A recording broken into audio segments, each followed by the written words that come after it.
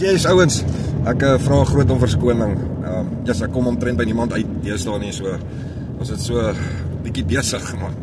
Maar ek weet, dit is nie 'n verskoning nie, maar ek wil julle net herinner, as jy wil weet hoe om in Amerika werk te kry op die H2A program, vir plaaswerk en goeders, daar is my website, jacques5.com, en dan natuurlik my YouTube channel, ouens, daar is regtig ongelooflike baie inligting.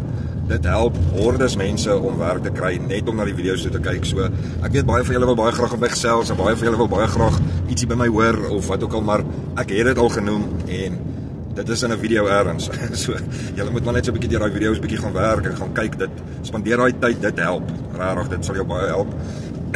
En dan, wil ouens, ek wil julle maar net, daar's 3 goed wat boere in Amerika kwaai soek, 3 goed. Trokdrywers, spreiers, en stroop-operators, combine operators. Ouens, as jy kan trok ry, as jy nie kan trok ry nie, leer. Elke plaas het 'n trok, elke plaas het trokke. Meeste plase in Amerika het trokke. Meeste plase het 'n spreier of 'n trekker wat 'n spreier trek of wat ook al die geval mag wees.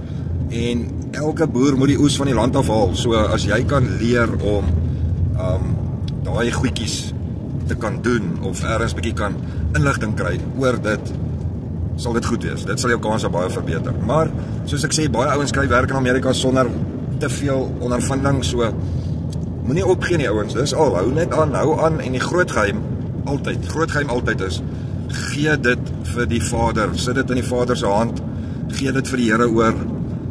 God weet wat is die beste vir jou. Hy weet wat sal werk vir jou. So ouens, ek hoop julle het 'n awesome week, en mag julle drome waar word, en mag julle wense waar word, en hou moed, en don't quit. Dinge sal gebeur soos dit moet.